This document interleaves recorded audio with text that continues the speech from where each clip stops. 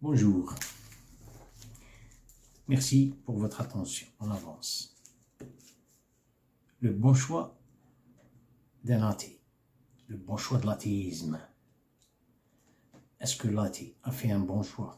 Le premier parcours est acceptable. Le deuxième parcours,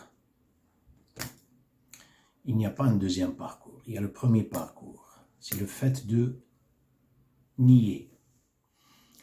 C'est la doctrine de refus. Je parle de philosophes, je parle surtout l'athée philosophes, chercheurs, scientifiques et tout ça, ceux qui ont choisi. Après une longue expérience, je ne parle pas de ceux qui veulent imiter. Car l'athée, le philosophe, c'est-à-dire ils sont très profonds, jusqu'au point où ils ont trouvé toute chose dans la vie est une caractérisation. Chaque croyance. Et la croyance, c'est-à-dire une caractérisation qui caractérise le cerveau, ils ne veulent pas de ça. Et vous leur parlez de la religion, et la religion elle-même, c'est une autre idolâtrie qui est man-made, c'est-à-dire c'est l'être humain qui a fabriqué, qui l'a modifié, bien sûr. Ils veulent dire, je n'aime même pas ça, car toute croyance, c'est une croyance définie. C'est une croyance qui vous donne une certaine silhouette, qui vous donne une certaine forme.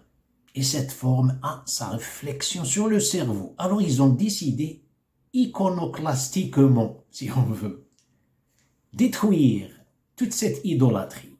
Ils disent the organized religion as well. C'est la même chose avec la religion qui est aujourd'hui ce qui se passe dans toutes les religions sans exception. Alors, ils veulent rejeter tout ça, ce qui est un bon choix. Je parle de ces gens qui sont profonds. Mais il y en a d'autres qui veulent imiter le philosophe en choisissant l'athéisme ou bien l'agnosticisme pour gagner un statut. Je ne parle pas de ces gens. Non, je parle du vrai. Le philosophe, dans son premier parcours, il a fait un bon choix. En islam, la même chose. Vous dites la doctrine de refus. Cette doctrine, c'est la doctrine de refus de l'athéisme. Non Dieu, aucun Dieu. C'est-à-dire quelqu'un veut sortir de cette atmosphère. Biosphère, il veut sortir. C'est bien, car il y a une suffocation. Voilà, c'est du cerveau, c'est une compression, il cherche un défoulement. En islam, vous dites, c'est la même chose, c'est une doctrine de refus. Vous dites, la ilaha. Toutes les deux. Mais en islam, vous revenez. Vous dites la ilaha illallah, c'est-à-dire l'exception de Dieu. Mais là, il y a le grand danger. L'exception de Dieu. Si vous commencez à lui donner la forme, à le polariser, l'athée n'est pas d'accord avec toi, alors il a raison. Car Dieu, c'est l'univers, c'est la conscience cosmique. Vous êtes en train de le polariser avec le secte religieux, avec la forme, avec la tribu, avec la race. Alors ici, ça devient la même chose. Mais la ilaha illallah, aucune description, ce qu'on appelle non-ressemblance, non définie, c'est comme si vous dites l'eau, qui n'a pas de couleur, n'a pas de forme. La couleur et la forme, c'est la couleur, c'est à partir du conteneur. La religion, c'est-à-dire la doctrine de refus, la ilaha illallah, voilà la religion. Mais le problème de l'athée, le premier parcours, ok, mais le deuxième parcours, il n'a rien choisi. Ici, qu'est-ce qu'il a fait? Il pense, il est sain et sauf. Je n'ai aucun côté. Je n'ai aucune polarité. je suis universel. Alors ça, c'est un grand danger. Car il ne peut pas exclure le fait que vous êtes caractérisé par quelque chose, par le temps, l'espace. Là, il y a une influence quelconque qui vous caractérise. Il est resté avec soi. Non seulement avec soi, mais il est resté avec la science. C'est-à-dire, il professe que toute chose qui n'est pas expérimentale, en dessous d'une logique scientifique, doit être rejetée. Dieu n'a pas demandé lorsqu'il a parlé. Le premier verset qui a été révélé au prophète, c'est la science. Lire, ça ne veut pas dire la lecture. Lis au nom de Dieu. La première action que Dieu a révélée au premier, à l'être humain, le premier homme, quand il était dans le monde céleste, allama. Il a appris tous les noms, sans exception.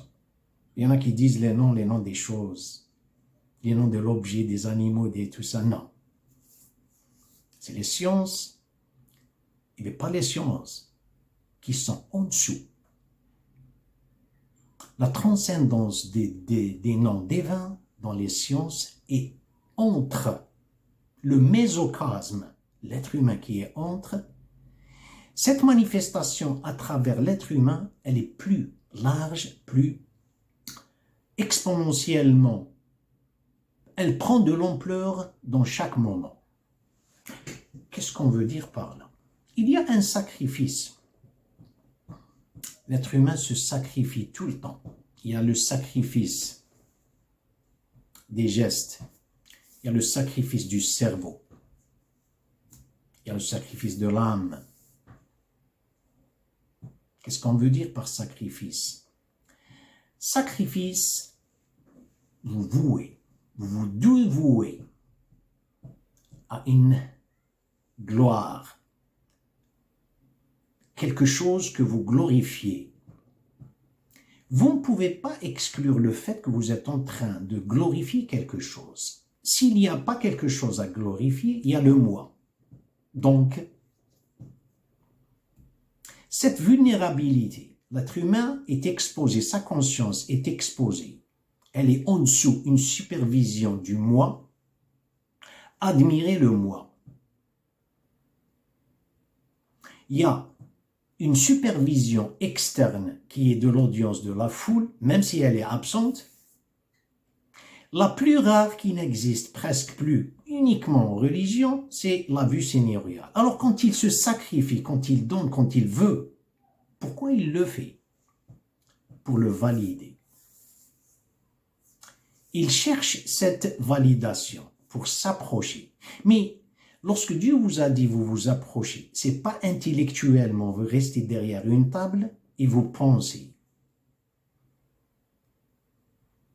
Vous êtes déjà caractérisé par le temps. Vous ne savez pas que vous êtes déjà caractérisé par le moi lui-même. Vous devez sortir du moi pour voir l'univers. Comment sortir du moi?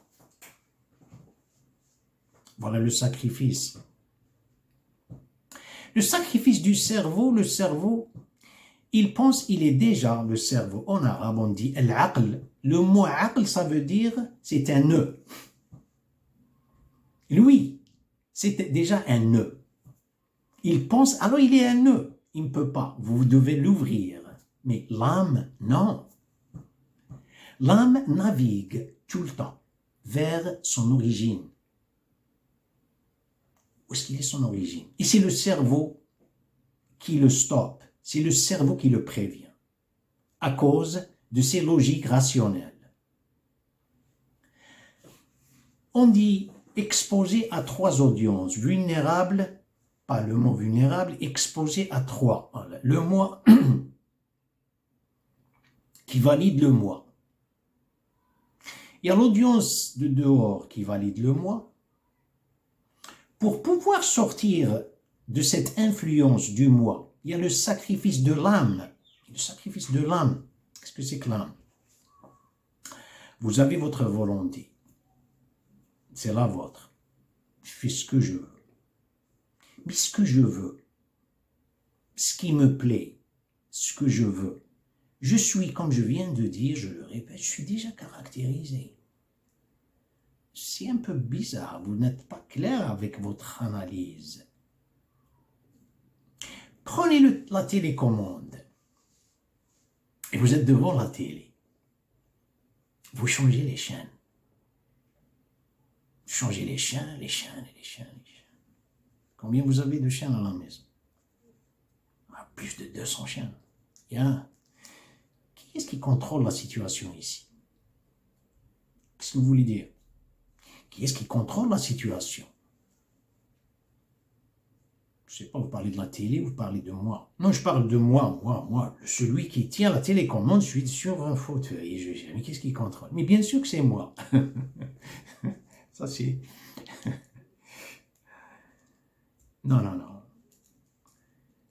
C'est les chaînes qui me contrôlent. C'est les chaînes qui me contrôlent mes désirs. Mes désirs donnent l'ordre au cerveau et le cerveau donne l'ordre à ma main. Vous voyez l'influence, comment elle est? Elle est déjà précédée par un désir. Je suis caractérisé par un désir. Je ne peux pas clamer, je dis, je fais ce que je veux. Sortir de ce que je veux, vous devez avoir une volonté. La vôtre, il y a une autre volonté que vous ignorez. C'est pour cette raison la religion, ce que vous dit, vous faites ce que je vous demande de le faire, lorsqu'il s'agit de l'adoration. Vous ne pouvez pas fuir une volonté qui vous précède. Vous pensez que vous êtes spontané. Non, il y a quelque chose qui vous précède. Mais c'est-à-dire celui qui se retire de la foule, il se retire pendant les prières, les adorations. Il va voir le monde autrement. Vous voyez le monde avec votre cerveau, avec un calcul. Ça, c'est une logique rationnelle, bien sûr, qui est déjà saisie à partir d'un monde physique. Le cerveau en lui-même, il se penche vers le monde physique et il se penche vers un monde spirituel qui est abstrait. Mais moi, à cause de mon égoïsme, je m'incline tout le temps sur le monde physique. Le cerveau est devenu comme ça. Il cherche le mot rationnel, une logique rationnelle, expérimentale. Pourquoi?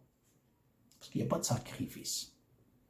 Il ne veut pas aventurer dans le mystère. Voilà pourquoi. La foi, vous n'avez pas besoin dans la foi. Vous dites, je dois voir, je dois saisir, je dois calculer, je dois pour... Ça, ce n'est que des échantillons.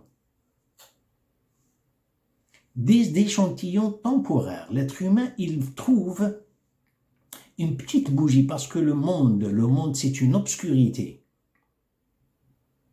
Tout est obscur.